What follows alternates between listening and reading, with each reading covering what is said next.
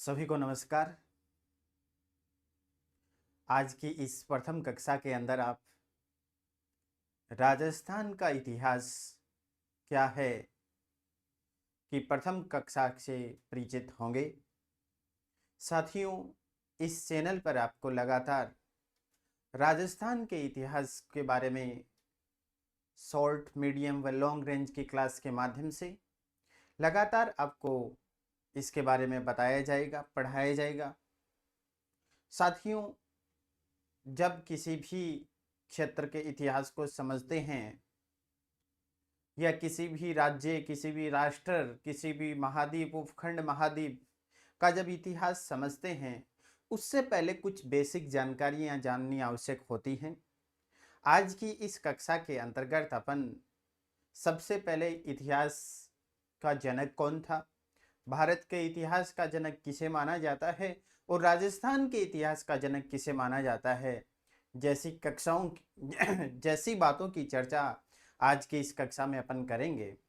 साथियों, सबसे पहले मैं आपको बताना चाहूँगा कि जब बात आती है इतिहास, इतिहास का मतलब होता है ऐसा निश्चित रूप से घटित हुआ है। इतिहास शब्द का अर्थ होता है ऐसा निश्चित रूप से घटित हुआ है। अब जब बात आती है इतिहास के जनक की, तो साथियों, इतिहास का जनक यूनान के दार्शनिक हीरोडोटस को माना जाता है। किनको माना जाता है? यूनान के दार्शनिक हीरोडोटस को माना जाता है। तथा फिर बात आती है अपने देश भारत की, तो भारत के इतिहास का जनक महाभारत के लेखक वेद व्यास जी को माना जाता है। फिर इसके पश्चात अपन और आगे चलते हैं, जो अपना टॉपिक का मेन पार्ट्स रहेगा कि राजस्थान के इतिहास का जनक किसे माना जाता है। अब देखो साथियों, राजस्थान के इतिहास हो, चाहे भारत के इतिहास हो, चाहे विश्व के इतिहास को, इनको लिखने का काम अलग अलग लोगों ने उनसे पहले और उनसे बाद में भी किया होगा। लेकिन कुछ लोग ऐसे होते हैं जिनको उसकी मतलब वो मिलता है, क्रेडिट मिलता है कि इतिहास का जनक भारत का कहेंगे तो वेद व्यास जी, जिन्होंने महाभारत को लिखा था, उनको माना जाएगा।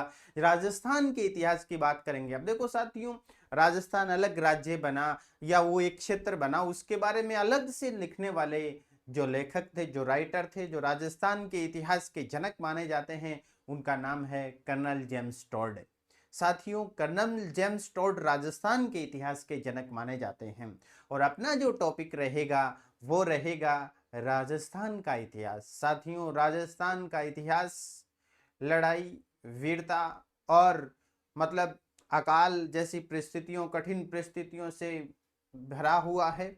और इस राजस्थान की जन्मभूमि को आप नमन करते हुए इसके इतिहास को आगे जानने का प्रयास करेंगे। साथियों, यह वीरों की भूमि, यह उस कठिन काल की भूमि, यह कठिन परिस्थितियों की भूमि, इनके उन वीरों को नमन करते हुए अपन राजस्थान के इतिहास को पढ़ेंगे। साथियों, आज की इस कक्षा में सिर्फ अपना एक ये परिचय जैसी कक्षा रहेगी। अगली कक्षा में अपन पढ़ेंगे इतिहास के स्रोत के बारे में। आज के लिए बस इतना ही। कल फिर हाजिर होंगे। धन्यवाद।